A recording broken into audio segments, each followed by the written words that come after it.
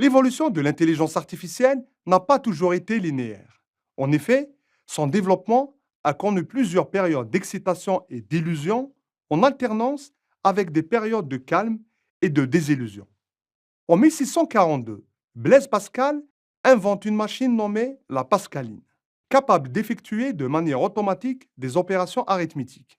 Cette machine est considérée comme étant la première machine intelligente. Au début des années 1940, Varel McCulloch et Walter Pitts inventent le neurone formel, qui est reconnu comme étant le premier modèle mathématique du neurone visant à reproduire le cerveau humain. C'était le début de la vision connexionniste de l'intelligence artificielle.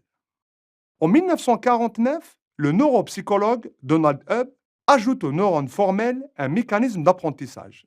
De ces travaux est née l'idée de développer un ordinateur capable de réaliser des traductions automatiques, comme du russe vers l'anglais. À l'époque, dans le contexte de la guerre froide, une telle machine serait un enjeu politique important.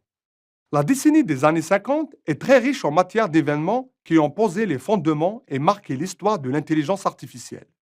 En 1950, le célèbre Alan Turing a défini le jeu d'imitation, dont le but est de concevoir une machine capable d'imiter une conversation humaine. Ce jeu d'imitation, qui a été rebaptisé plus tard par le test de Turing, consiste à demander à une personne A de mener deux conversations moyennant des messages textuels. Une conversation avec une autre personne B et une deuxième conversation avec un ordinateur, sans révéler à la personne A lequel de ses interlocuteurs est l'ordinateur et lequel est l'humain. Si au bout des deux conversations, la personne A ne parvient pas à déceler lequel de ces deux interlocuteurs est l'ordinateur, alors cet ordinateur aura réussi avec succès le test de Turing. À l'époque, aucune machine n'est parvenue à franchir ce test. Cependant, Alan Turing a estimé qu'en l'an 2000, les ordinateurs et les algorithmes auront suffisamment évolué pour réussir ce test à hauteur de 30%.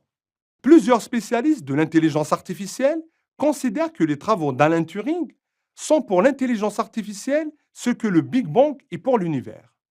En 1955, Alan Newell, Herbert, Asimov et Cliff Shaw ont écrit un programme nommé le Logic Theorist, conçu pour démontrer des théorèmes.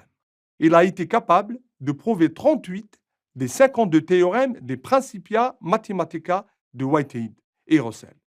De ce fait, le Logic Theorist est reconnu comme étant le premier programme informatique d'intelligence artificielle.